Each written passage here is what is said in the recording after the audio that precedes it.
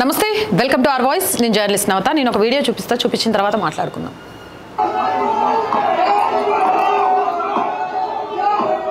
ఇది కాశ్మీర్ వక్ఫ్ బోర్డు దగ్గర అశోక స్తంభంపై దాడి.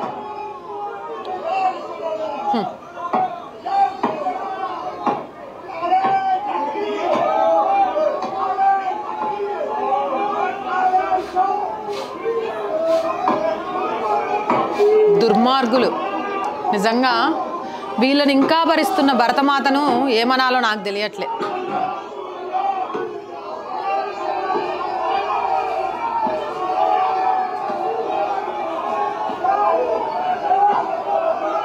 అందులో సగం మందికి ఎందుకు దాడి చేస్తున్నారో కూడా తెలియదు. పైశాచిక ఆనందం.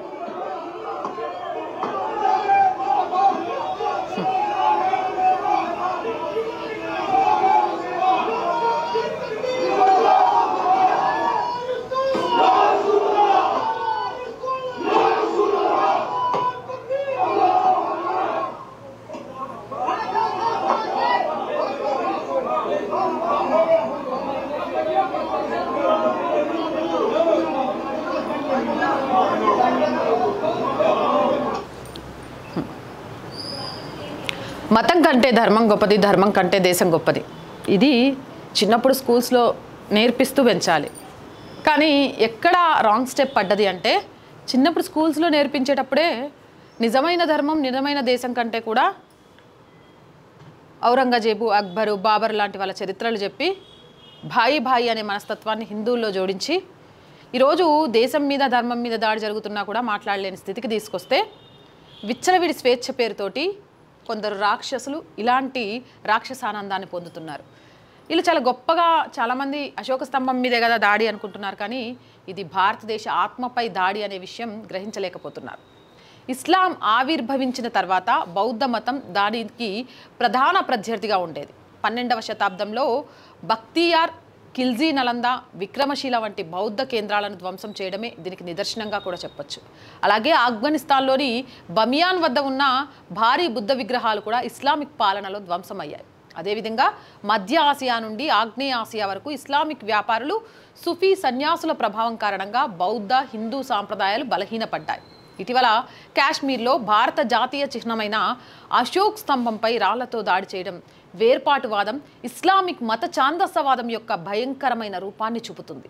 అశోక స్తంభాన్ని, ముఖ్యంగా సారనాథ్లోని సింహపు చిహ్నాన్ని బౌద్ధ ధర్మం, శాంతి, అహింసలకు చిహ్నంగా భావిస్తారు. కాబట్టి దీన్ని బౌద్ధ మతంతో ముడిపెట్టవచ్చు. ఇది కేవలం సాంస్కృతిక గాయం మాత్రమే కాదు, ప్రాంతీయ అసంతృప్తికి కూడా చిహ్నం కావచ్చు. అయితే ఇలాంటి సంఘటనలపై నిష్పక్షకరమైన విచారణ జరగాలి. భారతీయ సంస్కృతికి మూలం సహనం, వైవిధ్యం. వాటిని పరిరక్షించడమే మన అతిపెద్ద బాధ్యత.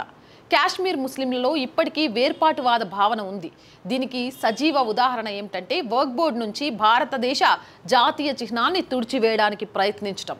ఇక్కడ కాశ్మీర్ పదం తొలగించినా ఇది సత్యమే, అర్థం, అంతరార్థం మారదు. ఇక దీనికి సంబంధించి అక్కడ స్థానిక కాంగ్రెస్ నాయకులు కూడా సమర్థించారు. ఆ సమర్థను దేశ కాంగ్రెస్ కమిటీ మౌనంగా అంగీకరించింది. నేను ఒక విషయం అడుగుతా, ఇది చాలామందికి కోపం తెప్పిస్తుందేమో, కానీ వాస్తవాలు మాట్లాడాలి. ఎందుకంటే భారతదేశ ఆత్మ మీద దాడి జరుగుతోంది ఒక చిహ్నం పేరుతోటి. ఇప్పుడు కూడా నిజాలు మాట్లాడకుండా ధైర్యంగా మాట్లాడలేకపోతే ఈ దేశంలో పౌరులుగా మనం బ్రతికినా చచ్చినా ఒకటే. అనా మీరు హజ్, ఉమ్రా యాత్రల కోసం వెళ్తుంటారు కదా. హజ్, ఉమ్రా యాత్రల కోసం వెళ్ళినప్పుడు మీరు అన్నిటినీ వదిలేసి మీరు ఒక స్పెసిఫిక్ బట్టల్ని ధరించి అక్కడికి వెళ్తూ ఉంటారు కదా, ఇంకేం లేకుండా. మీరు హజ్, ఉమ్రా యాత్రలకు వెళ్ళేటప్పుడు మీరు మీ వస్తువులు తీసుకెళ్ళడానికి కోసం ఒక భుజానికి ఒక బ్యాగును కూడా వేలాడేసుకొని వెళ్తారు కదా. అందులో ముఖ్యమైనది ఏందన్నా? ఏంటిది అందులో ముఖ్యమైనది? హజ్, ఉమ్రా యాత్రలకు వెళ్ళేటప్పుడు మీ బ్యాగ్లో ఉండే అతి ముఖ్యమైన వస్తువు ఏంటి? మన భారతీయ పాస్పోర్ట్, అవునా?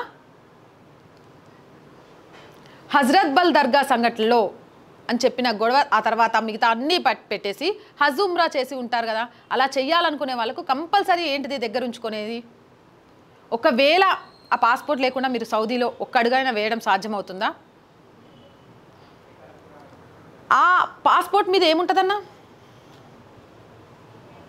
అశోక చక్రం ఉండదా? మరి దాన్ని ఎందుకన్నా దగ్గర పెట్టుకుంటారు? మక్కా, మదీనా అన్ని చోట్ల ఏ ఆచారాలు చేసినా ఇదంతా మీ దగ్గరే ఉంటుంది కదా, ఎక్కడ పక్కకు కూడా పెట్టిపోరు కదా. మీరు ఒక విగ్రహం కూడా పెట్టుకుంటారని, ఆ విగ్రహం లేకుండా మక్కాలో ఒక ప్రవేశం ఉంచారని కూడా విశ్వాన్న తన ఫేస్బుక్లో రాశారు. నాకు దాని గురించి పూర్తిగా తెలియదు కాబట్టి మాట్లాడట్లే. పాస్పోర్ట్ లేకుండా మాత్రం అక్కడికి వెళ్ళి అటు ఇటు తిరిగితే సల్మాన్ ఖాన్ లాంటి వాళ్ళనే వదిలిపెట్టలే, జైల్లో వేసేస్తారు, వెనక్కి పంపించేస్తారు, బ్లాక్ లిస్ట్ అవుతారు. ఆ చిహ్నం పాస్పోర్ట్ దయతోనే హజ్ చేయగలరు. పాస్పోర్ట్ మీద ఉన్న ఆ చిహ్నం, ఆ సింబల్ని చూస్తే మీరు హజ్ యాత్ర చేయగలుగుతారు. అది లేకుంటే గాంధీ తాత విగ్రహం, దాంట్లో అశోక చిహ్నం ఉంటుంది, అది లేకున్నా మీరు చేయలేరు. మీ అవసరానికి అక్కడ అవసరం కాబట్టి దాన్ని పగలగొట్టరు, చించరు, మీ దగ్గరే పెట్టుకుంటారు. వా, ఏమి కపటం, ఏంది వెన్నుపోటు దేశానికి. ఈ చిహ్నం కోసం గొడవేంటి? మీకు ఎక్కడ అవసరమో అక్కడ కావాలి. పైసల మీద కూడా ఉంటుందన్నా, మరి ఎందుకు ఆ పైసల్ని వాడుతుంటారు మీరు? ఆ పైసల్ని ఖర్చు పెట్టి కొనుక్కొని తినేది కూడా తప్పే కదా, మరి ఎందుకు చేస్తున్నారు? ఒక పాము తన విషయాన్ని ఒకసారి వదులుకోగలదు, కానీ ఒక మతోన్మాది తనకు ఉన్న ద్వేషాన్ని ఎప్పటికీ వదులుకోడు. అందుకే పామును క్షమించొచ్చు కానీ మతోన్మాదిని ఎప్పటికీ క్షమించొద్దు. ఒక పామునైనా క్షమించి కాటేసింది కదా అని వదిలేయచ్చు, కానీ ఒక మతోన్మాదిని ఒక్కసారి కాటేశాడు అని తెలిసిన తర్వాత పొరపాటున కూడా వదిలిపెట్టొద్దు. ఎందుకంటే పాము కంటే మోస్ట్ డేంజరస్ మతోన్మాది. రాజు పృథ్వీరాజ్ గోరీని 17 సార్లు క్షమించాడు. ఫలితం ఏంటి? ఏం జరిగింది తెలియందా? దీనికి అరీఫ్ అజాకియా అనే ఆయన ఒక ఎక్స్లో పోస్ట్ పెట్టాడు, బాగా పెట్టాడు.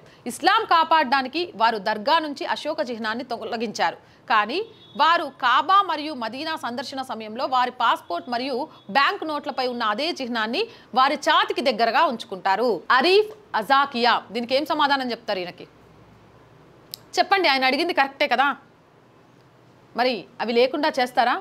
మహమ్మద్ షోయబ్ అశోక చిహ్నాన్ని నాశనం చేయడం ద్వారా ముస్లింలు భారతదేశాన్ని మరియు భారతీయ చిహ్నాలను ఎంతగా గౌరవిస్తారో మరియు ప్రేమిస్తారో మరోసారి చూపించారు. మన ఈ అంధత్వం మనల్ని అగాధంలోకి నడిపిస్తోంది.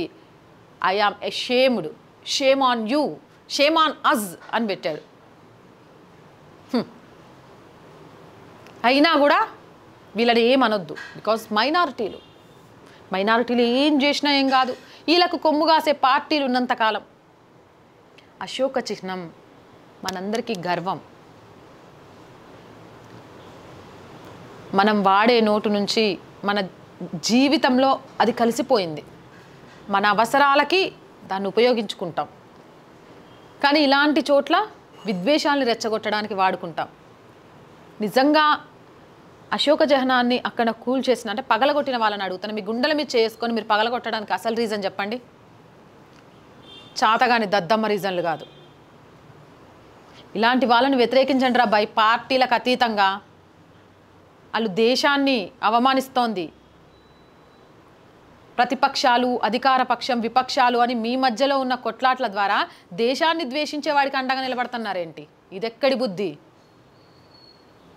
ఆ బుద్ధి మార్చుకోకుంటే చెప్పాగా, పాము కన్నా డేంజరస్గా ఉన్న మతోన్మాదం మిమ్మల్ని కూడా ఏదో ఒక రోజు బలి తీసుకుంటుంది, గ్యారెంటీ. అవునంటారా కాదంటారా? మీ అభిప్రాయం ఏంటి? కామెంట్ సెక్షన్లో పెట్టేయండి. మోర్ వీడియోస్ కోసం ఛానల్ని వెంటనే సబ్స్క్రైబ్ చేయండి. అండ్ చాలామందికి రోజు చెప్పేదండి, ఆర్ వాయిస్ పొలిటికల్ రెండు కూడా మన ఛానల్సే. So please subscribe our channels. Content బాగుంది అనిపిస్తే లైక్ చేయండి, షేర్ చేయండి. అలాగే ఆర్ వాయిస్కి ఆర్థికంగా చేయూతనందించండి. ఆర్ వాయిస్కి ఆర్థికంగా సపోర్ట్ చేయాలంటే సబ్స్క్రిప్షన్ పక్కనే జాయిన్ అనే బటన్ ఉంది. 1 to 5 లెవెల్స్ ఉన్నాయి, ఏదో ఒక లెవెల్లో సపోర్ట్ చేయండి. లేదా స్క్రీన్ మీద గూగుల్ పే, ఫోన్పేతో పాటు అకౌంట్ డీటెయిల్స్ ఉన్నాయి, మీకు తోచిన సహాయాన్ని అందించవచ్చు. వ్యాపార ప్రకటనల కోసం 8328500576 నెంబర్ని సంప్రదించండి. జై హింద్, జై భారత్.